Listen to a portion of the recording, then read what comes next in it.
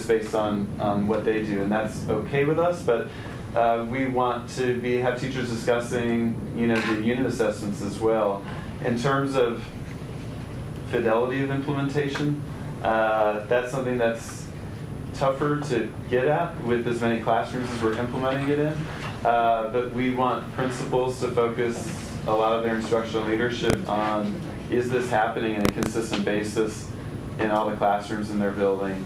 And if not, we have 2 teachers on special assignment. We have people in the building who are probably, just getting right at it at the beginning of the year. How can we support staff that might be struggling a little bit with it? So we really see, it's obvious that principals are key to this, but we want principals to really, through observations and walkthroughs, to see, are we doing it? We want to address the "are we doing it" thing really early, because that's not an option. Jump in here, because Matt's speaking to the short-term metrics that we have in place. If I can remind the board that this is one of the 10 or 12 strategies in our continuous improvement plan for special education. We're wondering why we have gaps in achievement in mathematics, or the issues we have in mathematics is because we had a program that wasn't aligned and it wasn't implemented consistently, and we had no professional development to support us. This is taking care of all that. It's one of those strategies that's particularly focusing on mathematics. And what I would want and we've been warning folks all summer, this is just a program and a curriculum. There's a lot of good teaching that needs to take place in the meantime too.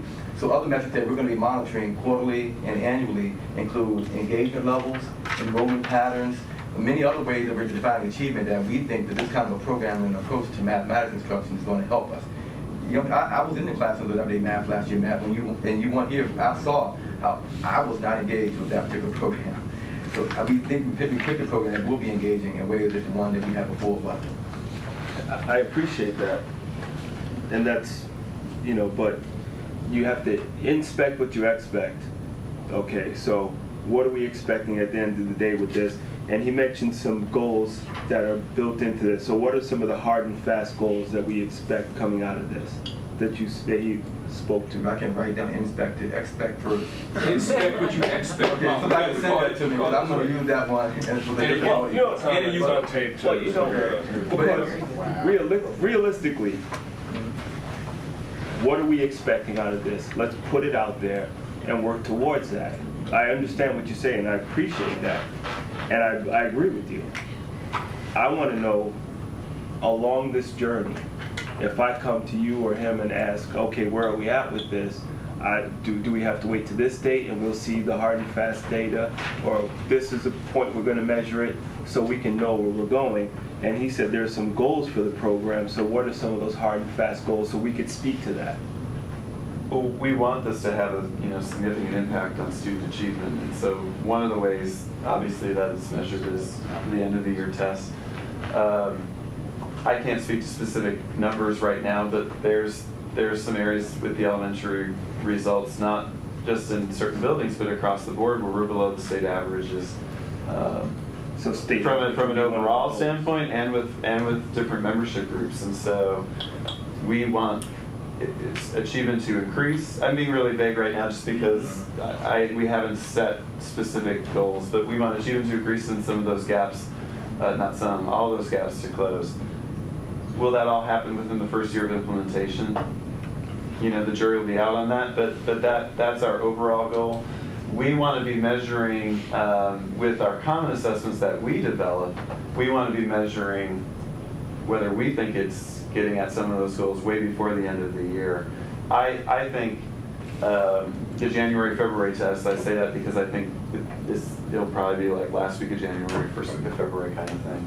I think that test will give us a good sense of how well the implementation is going from a student achievement perspective, which is the most important perspective, and also where we need to support teachers and students the next 5 months of the year in terms of implementation. So some of our metrics are just going to be the assessments we're developing. And as I said, I feel these assessments are completed at this point in time. I feel good about them though, because it's a committee of teachers developing it. It's not just something we're pulling off the shelf or developing, in a vacuum. I just want to tie Matt's presentation with my previous question to Adam. this is the kind of, this is where the question I was asking you was going. And now that I hear this conversation, it's clear that you couldn't present this alone, right? And it's clear that, as you just said, we couldn't develop the appropriate measurements without a pretty tight collaboration, conversation with our teachers. So I'm going to ask again at the appropriate time, this and the literary framework, the kind of thing that we want to have presented to us in a way that speaks to that actual partnership. Right? We don't hear that enough, frankly. So we know the assessments are done, we haven't seen them. We know the frameworks are being discussed, we haven't gotten a presentation. And we know that we're experimenting with new technology in classrooms around this, we haven't seen it. We haven't seen how that works in action. We've just heard people talk to us about it. Yeah. So I'm asking you guys to have some synergy and future conversations so we can actually understand. Teach us, take us along on your journey. Well, one of the, it's tentatively scheduled, but one of the early board work sessions for this fall, we thought talking about math in particular would be really important because first month of school is when that first wave of questions kind of hit the community in terms of the new program.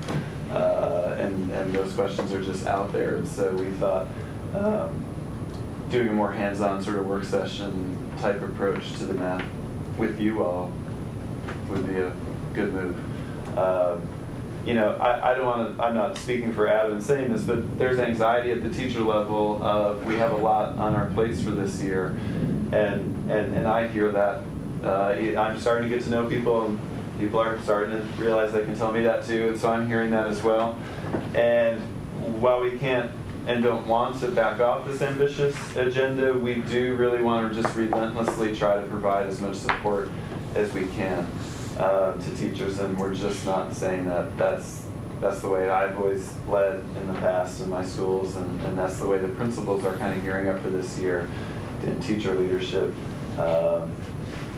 is involved in that same way. So we'll bring that back to the board in terms of a more hands-on work session though. One last question. When we were meeting, in your timeline, which is the pacing for this year, there was a lot of thought given to having the math, the teacher's guide for the grade below, because there will be areas that were not included in everyday math.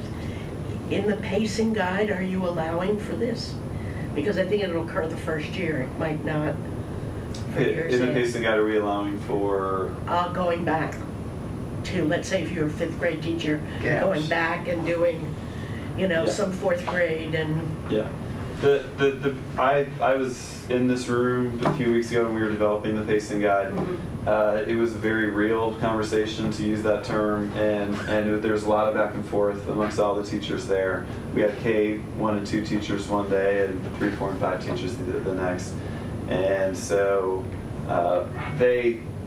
different teachers at different times lobbied for, I need whatever we want to call it, wiggle room in the pacing guide. You know, I found in the past, looking at this pacing guide, I'm really going to need it in November or whenever. And so we made sure that that was in there.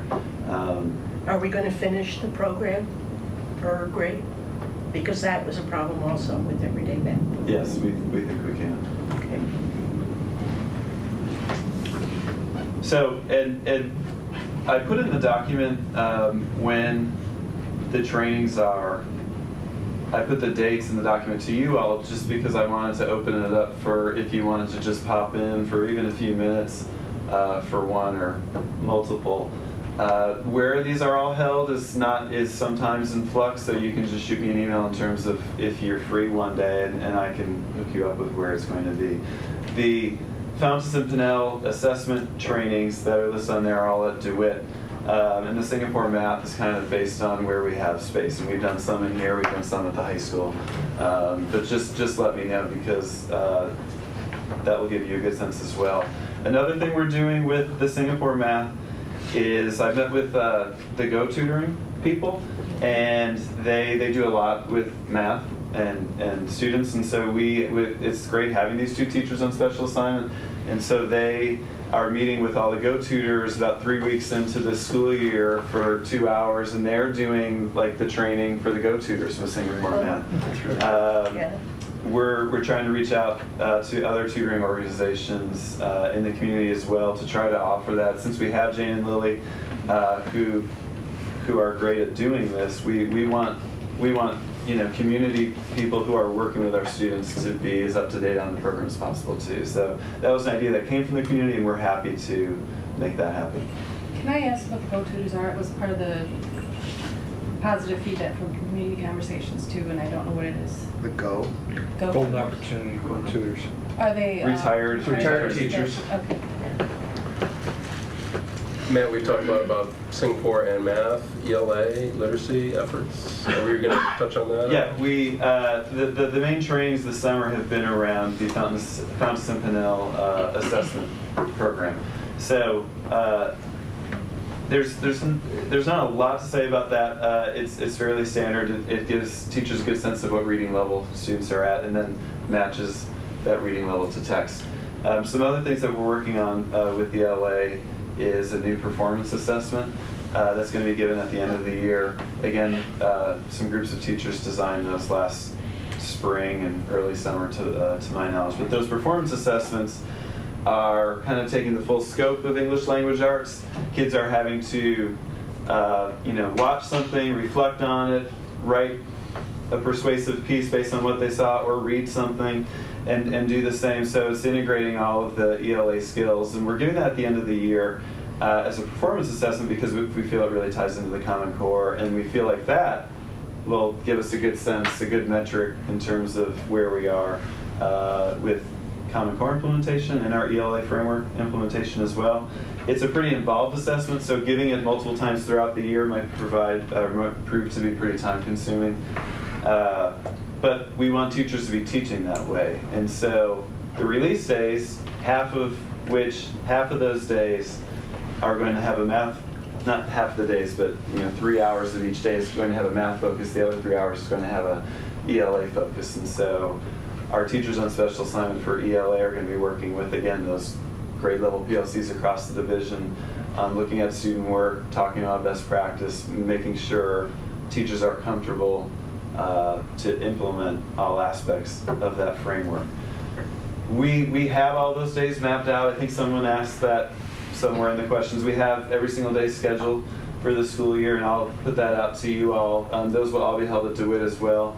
And as I said, it's an ambitious schedule. I think in total it's 42 days because it's 7 grade levels including pre-K. So we'll have those. If you want to be a guest and pop in on any of those, you're welcome to. Yeah.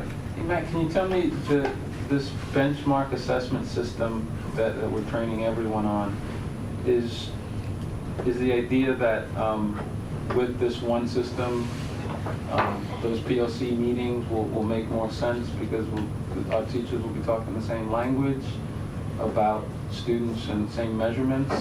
And I assume that's the case. And then is this the only benchmark assessment system that we'll be using? I mean, are there others? Are there? We have our goal is consistency. I was in a meeting today at principals and a lead teacher or teachers from their building were at BOCES for a data inquiry training, which is part of the Race to the Top requirements.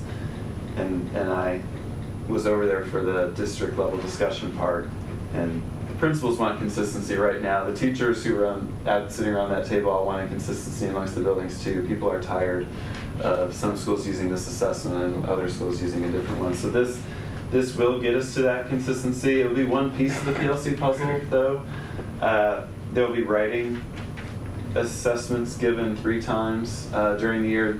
Today we actually talked about having those be part. It was a discussion, it wasn't a decision, but we talked about having those be part of the APPR data gathering for K1 and 2 teachers because they don't have that end of the year test given from the state. So writing is a big part of it. This will be a big part of it. We still have the PALS assessment, which is that phonemic awareness. At kindergarten, it probably has its greatest value.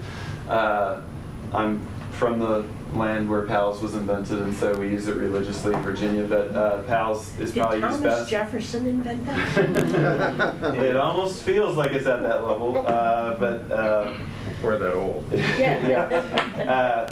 but we feel like this, again, you know, we're asking all teachers to do this training.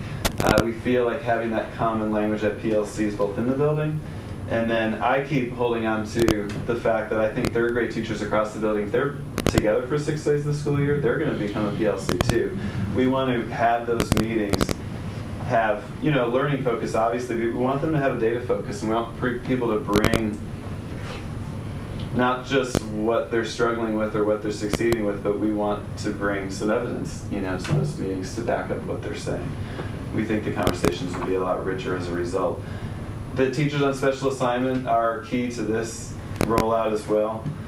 We have one in place, and we're advertising for the second opening right now, and so that in the next couple of weeks will work itself out in terms of hiring that role. But those 4 teachers on special assignment for the elementary level will be spending a lot of their time planning for those 42 days. But also just on the Wednesday afternoon PLCs that will be happening across all the schools. And what they'd really love to do, but they're going to be stretched a little bit then amongst all the schools, but they really want to get in classrooms, obviously, see what's happening in the classrooms and work with teachers on an individual level too. So I'm working very closely with them. They work under my office, and the elementary principals, as I said earlier, are just kind of just ready to roll with this and are really excited about this year. We have a retreat next week for the entire administrative team, but Jason and I lobbied pretty hard to have some time with the elementary principals, and he had time with the secondary people because there's just some issues, as you can see, that we need a lot of time to talk about at the elementary level. And we had a great start to some of these this year, but that'll be our first kind of official one next week. Yeah. I'm going to ask Sean's question in a slightly different way.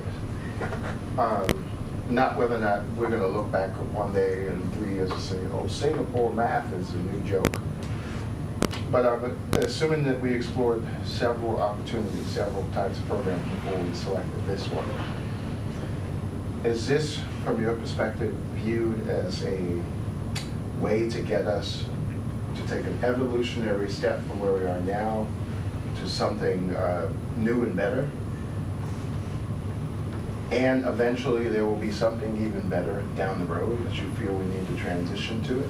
Now, I'm no expert, but I know enough to have heard the phrase is spiraling math, Saxon math. I know there are alternatives even to Singapore. And I know there's some conversations about which one truly works best for kids. So help us understand a little bit about why you selected this of the menu of excellent programs we could have chosen to get away from where we are now. What Singapore Math provides is both alignment with the Common Core, but it also provides focus. I know that sounds a little cliche, but sitting through some of the trainings with the teachers, and I'm at that level where I'm learning with them, which is a good place to be. And it seems to provide just a real focus on, I don't want to say the basics because that's not quite getting it, but a focus at really developing with all children a really strong sense of, I understand numbers. I understand how to work with numbers. I understand how to work with them on a concrete level, and then I'm going to work towards working with numbers at the abstract level. When I was in the training, the presenter was using a first grade example. He had an illustration on the board, and there was 3 penguins on the ice and 2 penguins swimming in the ice. And he said, pretend you're 6 years old. I want you to tell a math story based on this picture. It was a picture from the textbook. And so teachers were coming up with the stories, and so we're being pretty creative with that. And so then he took that through the process, and he ended with something that looked like algebra to me. And that was stuff that I probably was doing when I was in 8th grade. And so it's not like he was saying to the first graders, now we're learning algebra, but he was starting to set up taking this, 3 penguins on the ice and 2 swimming in the water to let's write an equation that represents that. So I think it provides focus. I think it provides a really nice foundation for learning algebra. We looked, the committee that was involved with this adoption went and did some site visits last year. I think Scarsdale was where they went for the site visit. They were really impressed with what they saw in terms of student engagement, and they were really impressed with the teachers that they talked with in terms of how it was implemented in their school and school district.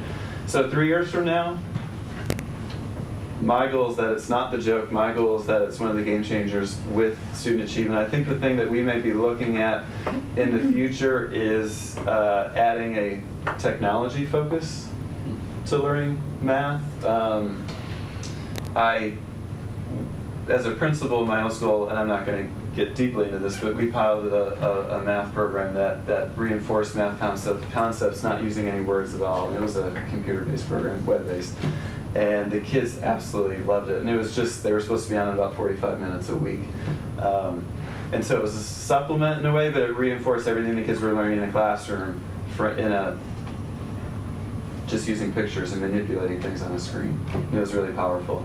If I were to say where we're going in 3 years, being here 5 weeks, I would say that we'd probably be looking to be adding like a technology component to learning math as well. That's what I would predict right now. There's some good things out there. ST Math was the name of the program I'm referring to. And, it was designed by a professor in California who was learning disabled himself when he was in school and didn't understand why math had so many words. And so it was set out to try to teach math with as few words as possible. Singapore math has words, story problems are a part of it, but it seems to provide a focus that I haven't seen in things like everyday math. We need to bring more information about some hands-on learning opportunities for you all, though, around it. And I think your suggestion of having some teachers involved with administrators and learning with y'all would be great at a future board meeting. A tough task, but perhaps we can. As a quick aside, I know Eldred and I had an opportunity last year to stop to Bell Sherman and see some of the game-based learning that's taking place at that school.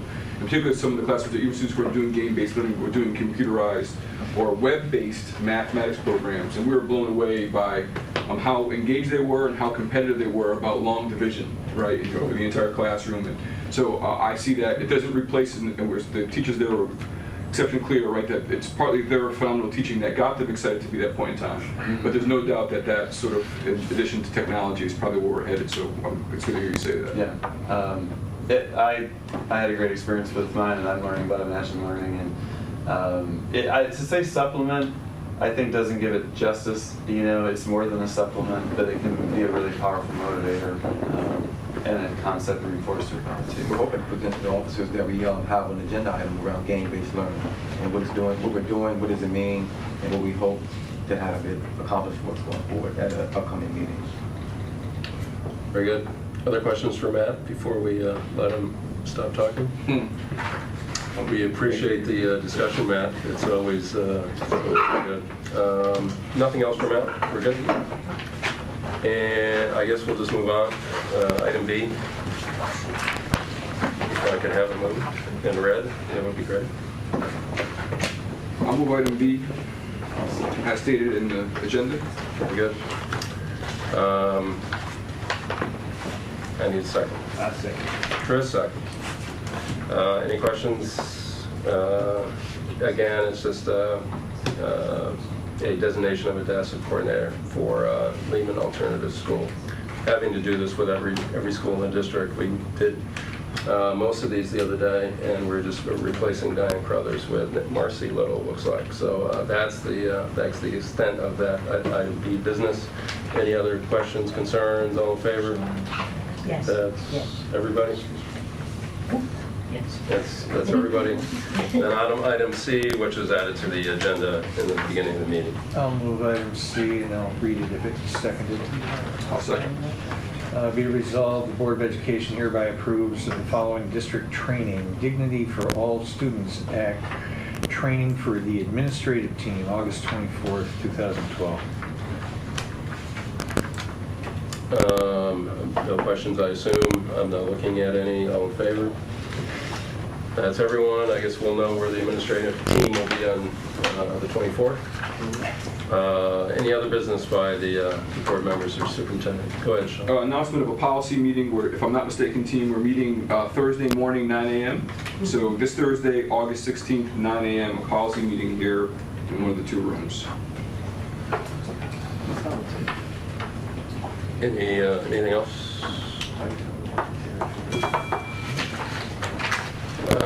I heard a bell. I guess that means we must be about done. Anything else, Dr. Brown, for this first meeting in August? And thanks for breaking that in. Hey, you know, it took me 2 years to move from saying division to district. Oh, you heard it too. I heard So it. now they just caught me up on. Except you trained us now. I didn't even know. Oh, I didn't even hear that. We'll catch you up later. Move to adjourn. Well, and just to remind the public and everyone who is listening and those who are reporting on our meeting today, we have a development meeting tomorrow. This is our annual board, well, one of our board development meetings, and we will be meeting. Where are we going to be meeting? Kira? We're going to be meeting in this room at 6 o'clock, correct? Yes. And then approximately about 7:15, it's in the agenda that's been distributed to all outlets and the public already, but approximately about 7 o'clock, 7:15, we will be meeting, moving into exec session for further board discussion, which will be closed to the public. But we will have a public session at 6. This is different than our normal routine where we exec first, then public. We're going to be public first, and then about 7:15, we're going to go into exec session. This is a meeting where we go through our priorities, we'll review those, and the administrative team are going to talk about meeting those priorities and moving the district forward. So that's what we're going to be talking about, I think, at 6 o'clock. So we're going to be about wrapped up for now and go on with our meeting. Motion to adjourn, I think, was out there, seconded by Chris, and without objection, we are adjourned. Jenny said part for all of the office staff. I didn't know.